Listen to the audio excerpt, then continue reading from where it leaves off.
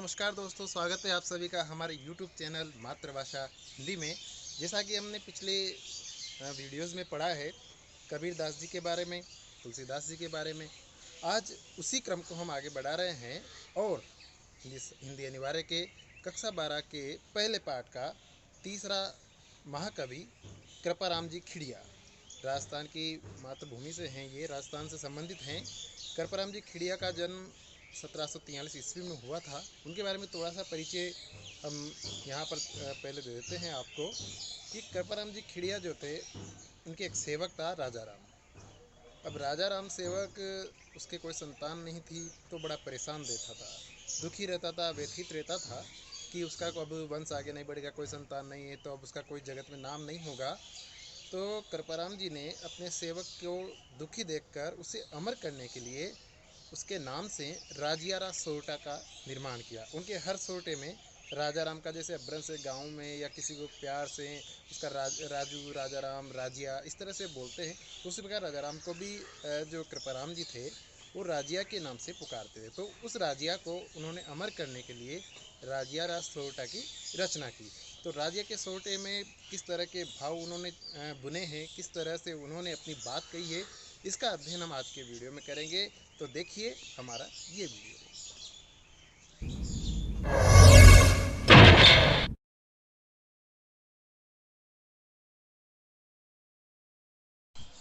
नमस्कार दोस्तों, तो स्वागत करते हैं आज हम कृपाराम जी खिड़िया के पदों को। पहले इनका अपन सस्वर वाचन करते हैं, उसके बाद इनका फिर भावार्थ आपको समझा दिया जाएगा। तो पहला पद, उपजावे अनुराग कोयल मन हरकित करे, कड़वो लागे काग रस नर गुण राजिया, रस नर गुण राजिया। काली घणी कुरूप कस्तूरी कांटा तुड़े, शक्कर बड़ी स्वरूप रोड़ा तुड़े राजिया, रोड़ा तुड़े राजिया। डूंगर जलती लाए जो वे सारो ही जगत, पर जलती निज पाए रत्ती न सूझे राजिया, रत्ती न सूझे राजिया। मतलब री मनवार चुपके लावे चूरमो, बिन मतलब मनवार राब न पावे राजिया, राब न पावे राजिया। मुख ऊपर मिटियास घट माही खोठा गड़े, इसड़ासू इखलास राखिज नहीं राजिया, राखिज नहीं राजिया।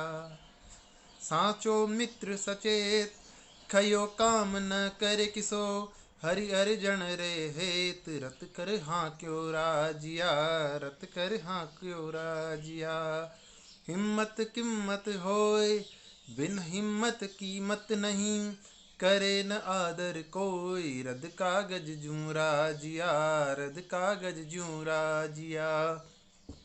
सस्वर वाचन के पश्चात इनका भावार्थ समझ लेते हैं। पहला पद भावार्थ के दृष्टिकोण से हम देखते हैं।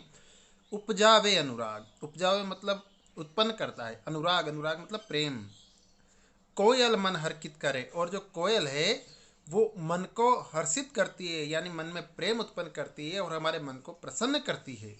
जबकि कड़वो लागे काग, जो कौवा है वो कड़वा लगता है। तो ये सब फर्क किस बात का है? ये सब फर्क है रसनारा गुण राजिया। रसना मतलब जुआ। अपने पिछले जो तुलसीदास जी के पद पढ़े थे उसमें भी पढ़ा था, कागा काको दन हरे कोयल काको देत, मीठे शब्द सुनाए के जग अपनों कर ले। उसी भावार्थ को यहाँ पर कृपाराम जी खिड़िया ने भी अपने पदों में बुना है। तो जो कोयल है वो मन को हर्षित करती है, प्रसन्न करती है, और कौवा जो है वो कड़वा लगता है। तो ये सब केवल जीवा के कारण है, उनके गुण के कारण है, उनकी ध्वनि के कारण है, उनकी वाणी के कारण है। तो इसके लिए कृपाराम जी कहते हैं कि हमें मधुर वचन, मीठी वाणी बोलनी चाहिए, क्योंकि मीठी वाणी से ही लोग प्रसन्न रहते हैं। अगला पद देखते हैं।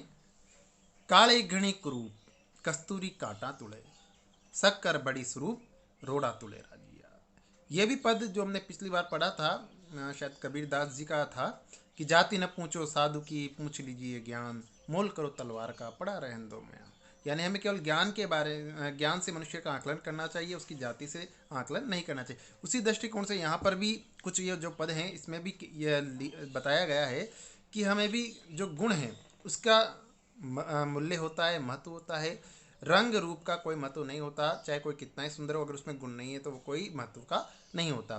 देखिए इस पद में, काले घने कुरूप कस्तूरी काटा तोले। कस्तूरी मृग से जो कस्तूरी प्राप्त होती है वो दिखने में बड़ी काली होती है, बहुत कुरूप होती है, और लेकिन जब उसका मोल होता है, उसका तोल होता है, मापन होता है, तो मापन की जो सूक्ष्मतम इकाई है उसमें उसको तोला जाता है। जिस तरह से आभूषणों को तोला जाता है तोले में, बहुत न्यूनतम इकाई में, ताकि क्या है उसका थोड़ा सा रंच मात्र भी कम ज़्यादा नहीं जाए, क्योंकि अगर थोड़ा सा कम ज़्यादा हो जाता है उसका बड़ा नुकसान होता है, उसका मूल्य बहुत ज़्यादा होता है।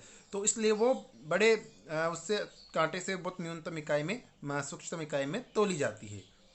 जबकि इसके विपरीत शक्कर बड़ी स्वरूप, शक्कर जो होती है वो सफ़ेद रंग की होती है, उज्जवल रंग होता है। और ऐसा लोक मान्यता है, एक साधारण सी सामान्य धर्म है ये लोक में, संसार में, कि जो काला होगा उसको थोड़ा सा बदसूरत क्रूप मानते हैं, और जो उज्जवल रंग का होगा, गोरा रंग का होगा, उसको थोड़ा सुंदर माना जाता है। इसी परिभाषा गढ़ ली है लोगों ने। तो शक्कर जो है उसका रंग सफ़ेद होता है, लेकिन फिर भी वो जब उसका तोल होता है, उसका जब खरीद फरोख्त होती है, तो उसको इस तरह से ही रोड़ा तुले राजिया।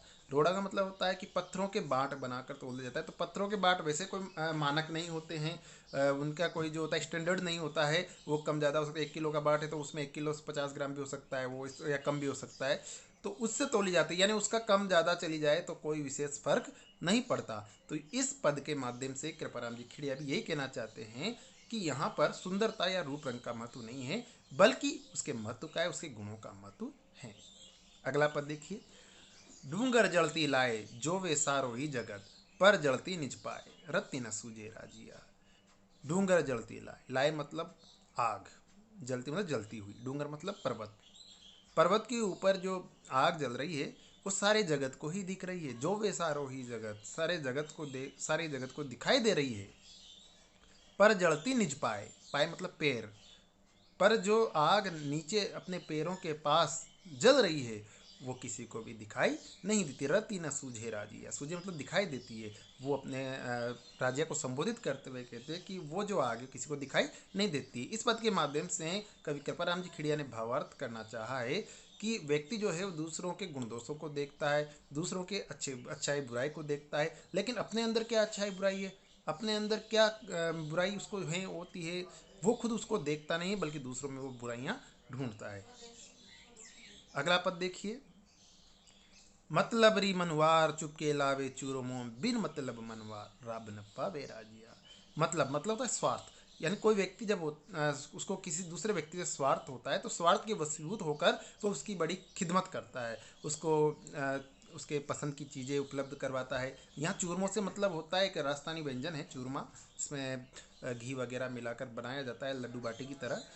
तो जो बहुत स्वादिष्ट होता है, उसको अच्छा व्यंजन माना गया है। तो यहाँ पर चूरमों की परिभाषा आजकल बदल चुकी है। चूरमे से संबंधित हो सकता है, कोई किसी को रिश्वत भी दे सकता है, कोई किसी की हाउजरी कर सकता है, कहीं जाना हो तो बाइक लेके जा रहा है उसको रोक के भाई चलो बैठो आपको छोड़ देता हूँ, या और भी बहुत सारे काम होते हैं जहाँ पर वो उसके जी हुजूरी करता है। ये सब किस लिए करता है? स्वार्थ के वसीभूत होगा, उसको कोई मतलब, कोई उसका काम निकालना होता है। तो मतलब री मनवार चुपके लावे चूरमो, जो अगर किसी को व्यक्ति को आपसे स्वार्थ है, कोई मतलब है, कोई काम निकालना है, तो आपकी खिदमत जी हुजूरी करने लग जाता है।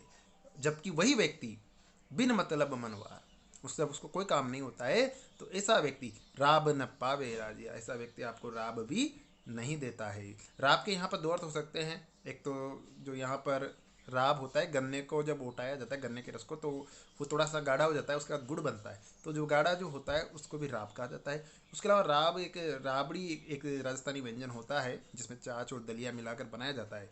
तो ये दोनों थोड़ा सा क्या है, चूरमों से निम्न थोड़ी सी उसकी श्रेणी मानी जाएगी। तो जो सामान्य से सामान्य जो चीज़ है खाने पीने की, वो भी आपको बिना मतलब के, बिना स्वार्थ के कोई व्यक्ति उपलब्ध नहीं करवाता है। जबकि अगर मतलब हो तो वो आपको अधिक से अधिक मूल्यवान वस्तु भी उपलब्ध करवा देगा, क्योंकि उसको और बड़ा काम आपसे निकलवाना है। तो ऐसे स्वार्थी लोगों से बचने के लिए यहाँ पर कृपाराम जी खिड़िया ने कहा है। मुख ऊपर मिटियास घट माही खोड़ा खोटा गसे गड़े इखड़ासों इखलास राखी जे नहीं राजिया।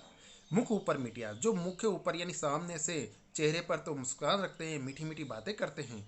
घट माही, घट माही मतलब होता है जो अपने हृदय के अंदर, अपने मन के अंदर, माही मतलब मैं, घट मतलब अपने हृदय मन, खोटा, खोटा मतलब बुराई, घटे यानी ज़्यादा बुराई रखते हैं, जो आपके सामने तो मीठे बनते हैं लेकिन आपके मनी मन में आपके प्रति बुरी भावना रखते हैं।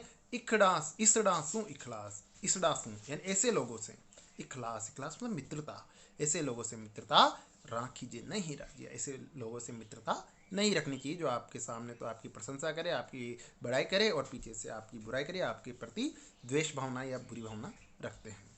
अगला पद है, साचो मित्र सचेत कयो काम न करे किसो हरि अर्जन ले हेत रत कर हाँ क्यों राजिया। सच्चे मित्र के बारे में बताया गया, उसके गुण के बारे में बताया गया। सच्चा मित्र जो होता है वो आपका सच्चा हितैषी होता है। वो कोई सा भी काम हो, छोटा बड़ा, वो आपके लिए कोई सा भी काम कर सकता है। अगला जो यहाँ पर दिया गया है उसके समर्थन में कि हरि अर्जन रे हेत रत कर हाँ क्यों राजिया, कि हरि मतलब भगवान श्री कृष्ण ने, अर्जुन, अर्जुन मतलब अर्जुन, हेत मतलब हित के लिए, भगवान श्री कृष्ण ने अर्जुन के हित के लिए अपने हाथों से उसका रथ हाँकाता चलाया था। महाभारत के युद्ध के दौरान जो भगवान कृष्ण थे अर्जुन के सारथी बने थे, तो वो किस लिए बने थे, ताकि अर्जुन को उसमें युद्ध में विजय दिला सके। और आखिरी पद देखिए, हिम्मत किम्मत होई बिन हिम्मत किम्मत नहीं करे न आदर कोई रद कागज जुरा जिया। यहाँ पर हिम्मत के बारे में बताया गया है कि हिम्मत जो होती है उसकी ही कीमत होती है, यानी साहसी व्यक्ति की ही उसका ही महत्व होता है। अगर कोई व्यक्ति हिम्मत नहीं रखता, साहस नहीं रखता, उसमें हिम्मत नहीं है, तो उसकी कोई कीमत नहीं है, उसका कोई व्यक्तित्व नहीं है, उसका समाज में कोई महत्व नहीं माना गया है। उस व्यक्ति का करे न आदर कोई रद्द कागज जुरा दिया, उस व्यक्ति का कोई आदर नहीं करता है और वो रद्दी कागज की तरह होते हैं। जिस तरह से रद्दी कागज जो होते हैं किसी काम के नहीं होते हैं, उसी प्रकार ऐसे व्यक्ति भी समाज निर्माण में, लोक निर्माण में लोगों के हित के लिए कोई कार्य नहीं कर सकते। क्योंकि कोई भी कार्य करने के लिए आपको पहले, सबसे पहले तो साहस होना जरूरी है, हिम्मत होना जरूरी है। क्योंकि बहुत सारे कार्यों में कष्ट भी होते हैं, मुश्किलें भी आती है। तो जो हिम्मत वाला व्यक्ति नहीं होगा वो तो क्या, उनसे घबरा के बैठ जाएगा। तो जब वो कुछ करेगा ही नहीं तो कोई क्रियान्वयन होगा नहीं, कोई नया सृजन होगा नहीं। तो ऐसे व्यक्ति समाज के किसी काम के नहीं, वो रद्दी कागज की तरह होते हैं। तो इस तरह से आज आपने पढ़ा कृपाराम जी खिड़िया, और इससे संबंधित कोई प्रश्न हो तो आप कमेंट बॉक्स में अवश्य लिखें। Thank you.